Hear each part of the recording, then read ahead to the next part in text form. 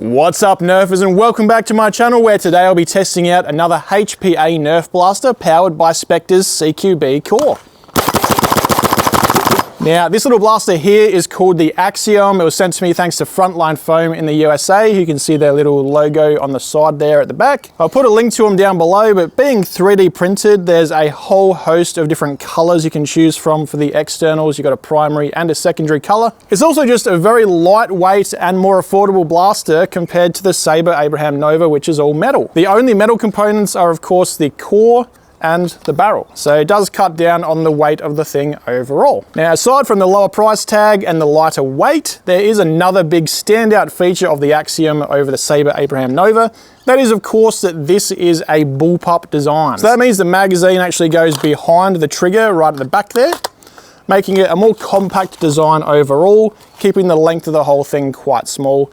You can swap these barrels out to a shorter one if you want lower power as well, making it great for close quarters. Additionally, another huge feature that this has that my Sabre Abraham Nova didn't have is that this comes standard with an electronic trigger that powers a solenoid, which should result in tighter spreads over the chronograph as well as on the target. Now, taking a look at the front here, we do have this steel barrel which is threaded with worker threads. It goes straight into one of Spectre's barrel adapters. I have got it Teflon taped tight in there, so I don't want to unscrew it and ruin that air seal. But trust me, it does unscrew pretty easily, and you can put a shorter barrel on there if you want to. On the front of that, I've added a Sabre B car, which adds spin to the darts as they leave the barrel, giving increased accuracy, which we'll test later on in the video. For the accuracy testing later on, I've added a 1x red dot sight on top. They go straight onto a Picatinny rail on this barrel shroud, which if you remove the pin there, you can actually slide this off and swap it for longer ones if you're swapping to a longer barrel, or go to a shorter one for a shorter barrel, or just customize the look of the whole thing overall. You might notice a tiny bit of damage in shipping. That's nothing major, it's cosmetic.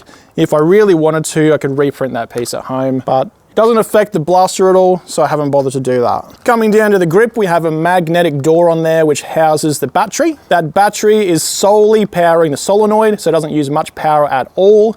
You'll get multiple weeks and maybe even months out of a single charge of this thing. It's nothing like using a flywheel blaster. Maybe just put a little battery tester on there before a game day to see whether you need to give it a bit of a top up. Continuing with the magnetic trend, we have a jam door up top, which is also held closed by a magnet. Pretty cool. If you ever were to get a jam in this thing, I would make sure you disconnect the air hose first, because as you can see looking in there, if I pull the trigger, that could potentially take your finger off if you shoved it in there while firing the blaster. That is the one danger point of a HPA blaster, so I would just be aware of that and keep the hatch closed while it's plugged into air. Now, being a bullpup design, it has quite a unique mag release lever here that's designed to be able to hit with one hand. So while the blaster is shouldered, push back on it and your mag drops out gravity assisted. Now, this takes the most common magazine in the Nerf hobby, worker Talon magazines, so you get 15 round versions, 18 round versions, and a lot of hobby made ones as well, including drum mags and such. Up the back here, we've got a little loop for slinging it off yourself when you're maybe carrying a flag or something out on the field, just to get it out of your hands. Then we come to the back. It is quite a smooth stock there. Probably my biggest complaint of the blaster is that it's quite slippery on the stock. So when you are shouldering it, it could slip up if you push too hard into your shoulder. Being a semi-auto blaster though, you don't have to push hard into your shoulder to prime it and things like that. So it does mitigate that a little bit, but I would have liked to see some little ridges on there. Maybe add some adhesive grip tape on there or some rubber yourself, just to make sure it doesn't slip out of your shoulder. Now, taking a look at the back here, we do have the Frontline Foam logo on one side. We have ATCH attachments on the other, and a cool little window that shows you the Sniper Core logo. Just keeping in mind that this has been renamed to the CQB Core, this open bolt version. If you want a little bit more power and the ability to dial it down lower as well, go for the DMR core instead. Of the two types of cores you can go with though, the CQB Core is the more snappy version.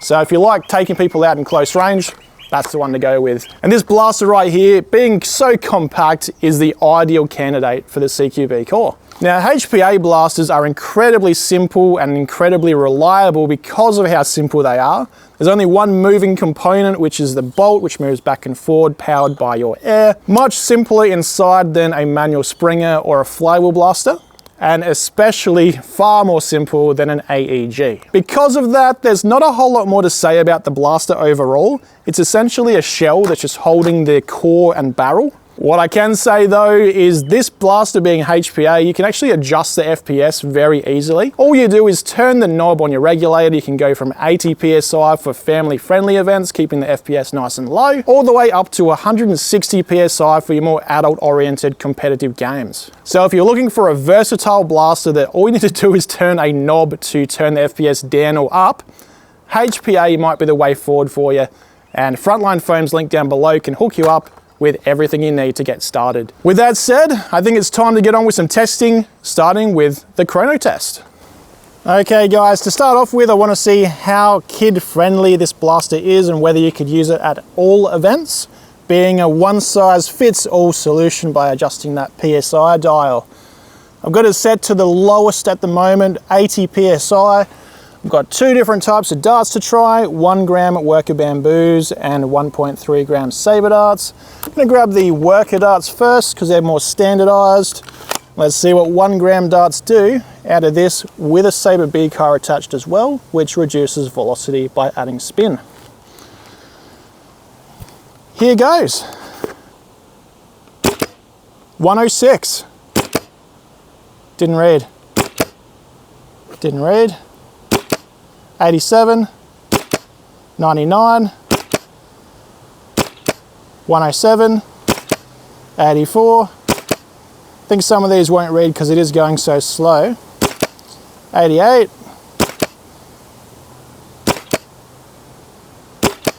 96, 96, 104. That's all 15 shots, even though only a few of them read. But I think that pretty much tells you that this can be used at any Nerf event. I don't know any that go below 100 FPS. So by dialing these up to 90 or 100, you can get in your 130s to 150s. Let's see what the Saber Heavies do at this such a low setting as well. 138, bit harder. 83, didn't read. 106, 104, 113, 109, 124, 118, 118, 112, 124, 134, 117, 117. That's all 15 of those. So at 80 PSI, you could even use this for HVZ. I know they probably get a bad rap that they can be powerful, but you can dial it down. Anyway, let's do the opposite of that now and turn it all the way up to the max of 160 PSI. So to adjust the FPS, all we need to do is get a hex key that fits in there and loosen the dial to go up or tighten it to go down. When you're going up, you can see it moving. When you're going down, you have to fire it between shots to release the pressure that's already inside the line in the blaster. Okay guys, so I've got that nut backed out as far as it'll go on my regulator. It's not quite making it to 160 on the dial there. It's sitting about 152. But we'll see what this is doing with the max settings in my setup. Starting off with 1 gram worker bamboos. Here goes. 228, 230, 218, 226, 271, 253, 262, 217, 254, error, 261, 271, 230, 247, 249, and that's all 15 of the worker bamboos. All right, swapping now to Saber Heavy darts, 1.3 grams a piece. Should go a little bit slower over the chrono. 270, didn't read. 228, error. 239, 253, error. 291, 238, didn't read. 288, 231, 257, 223, 269, 209.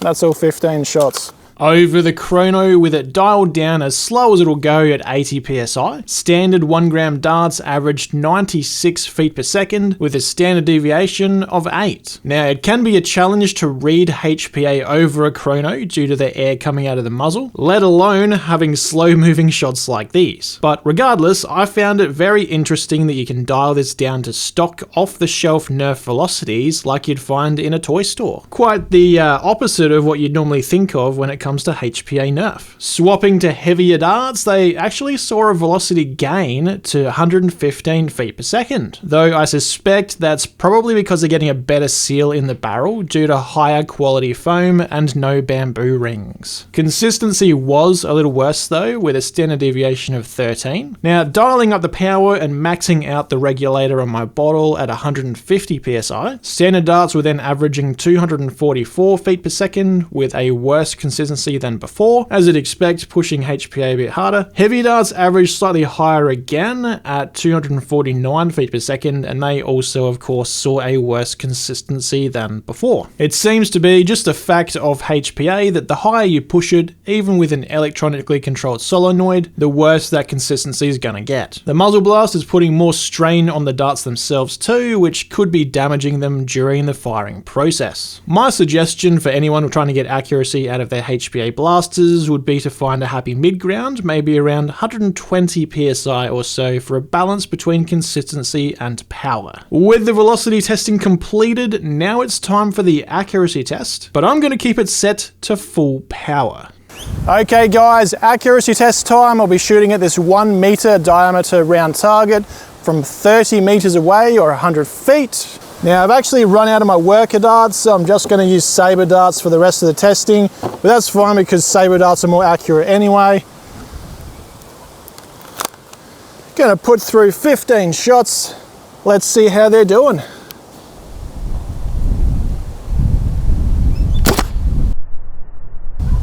That one went over the target. That one went short. That one's a hit. That's a hit. That went over the target. That's a hit. That went over. Short of the target. Hit. Hit. Short. Hit. Hit. Hit. Hit. That's all 15. So compared to a manual Springer, I don't think the accuracy with this HPA blaster is quite there. But what you can do is obviously spam a bunch of shots.